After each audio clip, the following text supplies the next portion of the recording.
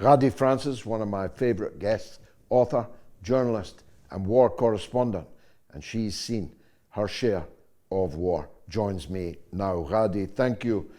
Let's start with the Philadelphia corridor. Not many people knew of it before, though I've crossed it many times myself. The Israeli sticking point, they say, in the negotiations taking place between Doha and Cairo is that they intend to remain in control of essentially the border between Egypt and Gaza. But that may just be a ruse. It may just be that with an American election underway and now heating up, they just want to allow the Americans to pretend that a ceasefire is possible and that the US leadership is doing all that it can to bring it about. What's your reading of that situation? Hello, George. It is always an honor to converse with you, and thank you for considering me a favorite guest. It is also an honor. That being said, to start with, I think the latter is the case here. I think they're just trying to buy time and to make things look like that. Because, I mean, let's talk about it. Who doesn't know that the whole of Egypt is controlled one way or the other by what the Israelis want? So it's just like bluffing. They have done nothing to say that they really have any intentions of actual negotiations. They have killed their own hostages. And they have killed the top negotiator. They assassinated him in Tehran.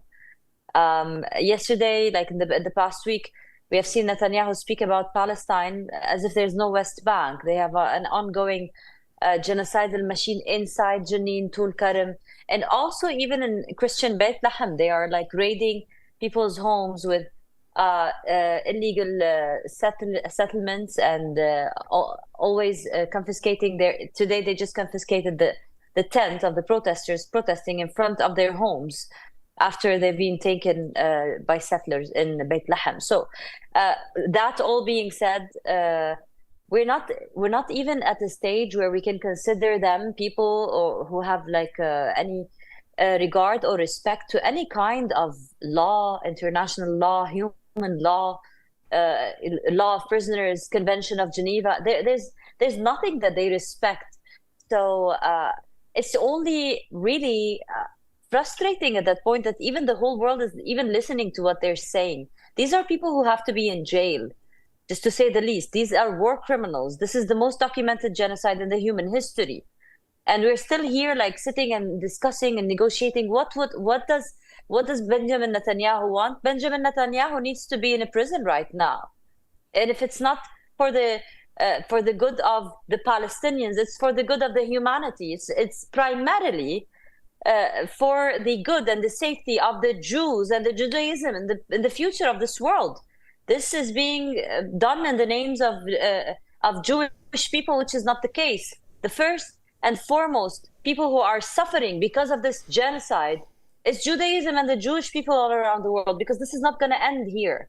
Blood does not end when you kill people, when you kill a girl rollerblading, for God's sake, in Gaza, and all the world sees it. When you kill doctors, when you rape prisoners, when you burn people in their tents, when you bomb hospitals and schools one time after the other.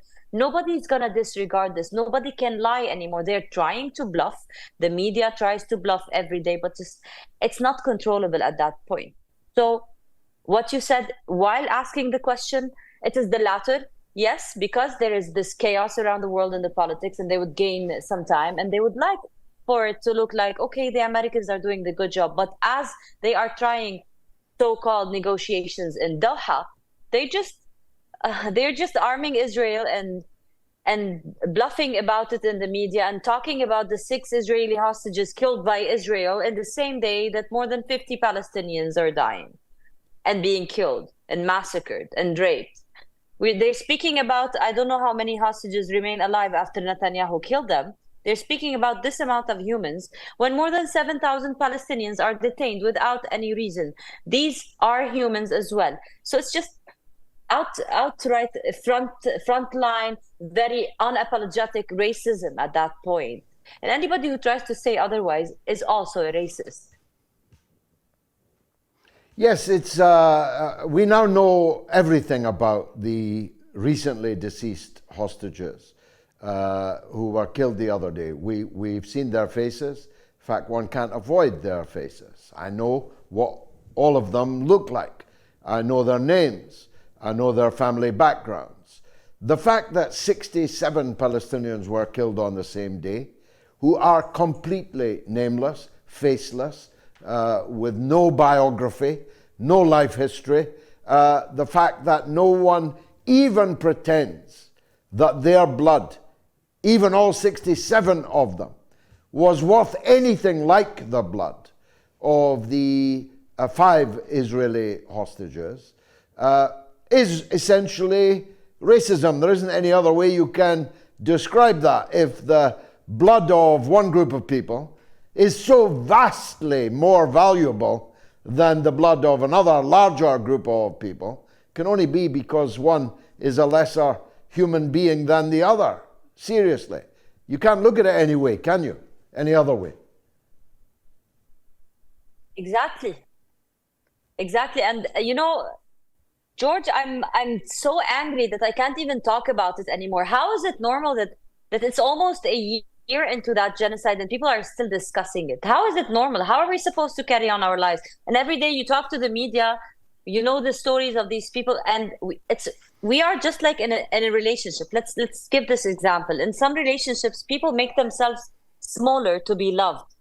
We are at a stage in this 76-year worth of war where we have agreed that we are lesser humans. We are in the pattern. The way we report our news is like 200 Palestinians have been killed. 6 hostages with these names and family stories have been killed. We even do this.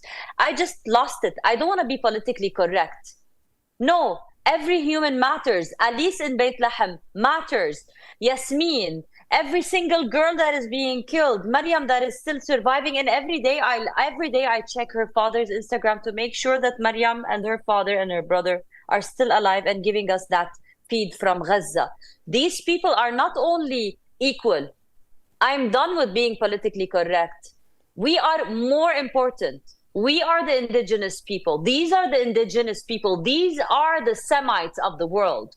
These are the people who are directly and genetically related to Jesus Christ. The ones that are being massacred by people coming from Poland and most recently from Brazil, from the United States of America.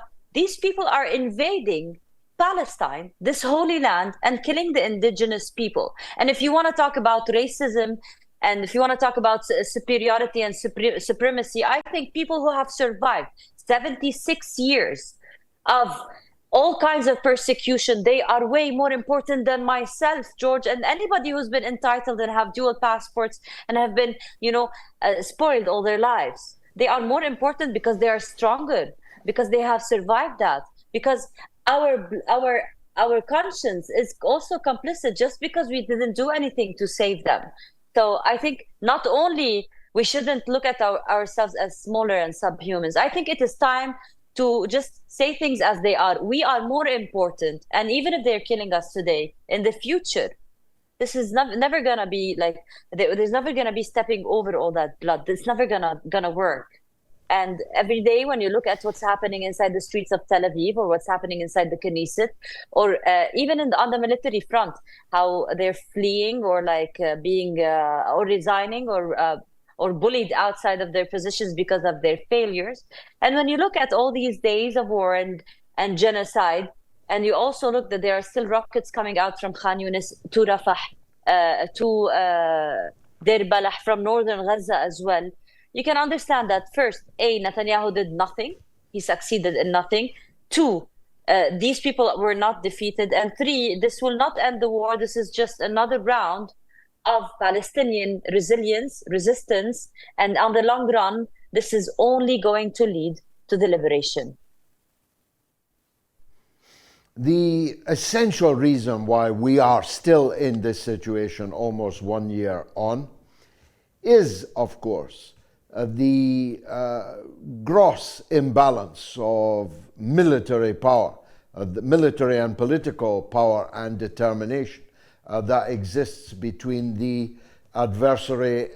The adversary is the aggressor and the victim of that aggression. The Palestinians have fought a phenomenal battle with the limited resources that they have. There has been a steady war of attrition across Israel's northern front, conducted by the Lebanese resistance. There have been sporadic and spectacular examples of solidarity from the Yemeni people in the Red Sea, from the Iraqi resistance, for example. But none of that can be sustained or is being sustained. None of the maximalist ideas that you and I discussed the last time we met on Have It Out with Galloway, none of that has occurred. And Iran hasn't spoken yet. Do you expect Iran to speak? And with what force do you expect them to speak? First of all, I want to tell you on the day of Arba'in, when Lebanon retaliated, the day that 320 Katyusha drones, they call them Katyusha drones, like missiles, hit different bases, and when the Galilot base near Tel Aviv was hit by Hezbollah, and the way that this retaliation was orchestrated, where the Israelis said, that's it, we're not gonna carry on. The way that all this played out gave all of the Lebanese people a sense of respectively serene week. We are feeling way more secure after that retaliation. And it is also just the manifestation of why the Lebanese people do trust their resistance, because they lead this war pragmatically, taking into consideration what comes next with a lot of high intelligence. And with the leadership is very patient and strategic. And when we speak about the Hezbollah retaliation, in speaking about Iran, I'm just trying to say that this comes from a very similar school in military. And if Hezbollah is patient this much, Iran is patient this much. So Iran does not work on a clock. I suppose the Iranians think of the next day, and I suppose the Iranians know that the whole trick that Benjamin Netanyahu is trying to do is like to escalate as much as possible, to drag on as much as possible the West and the Western hegemony against Iran, and to make it all sound like it is a Western war against the Islamists in the region, and maybe the world would like forget his failure and his genocide. This would be a win situation for Netanyahu. So I suppose the Iranians do know how to measure their retaliation. It is impossible for them not to retaliate, not for anything, just because they are the Islamic Republic of Iran, and they have shown us since 1979 who they are in the region and how they act and how their retaliations are. Some of the analysts went on and started thinking that the lone wolf operations that are inside Palestine today, and I'm speaking inside Jerusalem today, that started all of a sudden or were resumed in the past weeks, they might be one shape or the other of what Iran would do. The ways that the Iranians would retaliate is not about ego. This is the difference. Benjamin Netanyahu is an empty war criminal with a very big ego in the last days of his political career. Iran is it's a republic, and they don't think about one person or their ego. They don't care if me and you are celebrating the retaliation. They care about the actual retaliation and the deterrence. And I suppose it's not about a clock. They do have a very big calculation. And when you look at the Supreme Leader, Ayatollah Ali Khamenei, is speaking about the possibilities of resuming nuclear talks or so on, you might think that the Iranians do not have a rush in what they take and how they retaliate. But I do trust the experience in analyzing and looking at them in the Middle East and looking at their struggle and their fight with the Israeli presence and the Israeli occupation of Palestine. And I think every day that they make the Israelis wait is a day gained for them, in a way. There's a narrative here that they say, and many of the people that we speak to that are like, resources around Hezbollah or the Islamic Republic of Iran's diplomats or presence in Lebanon, or the analysts or the press people that we meet and ask as journalists, they have this way of analyzing that I find a little bit logical.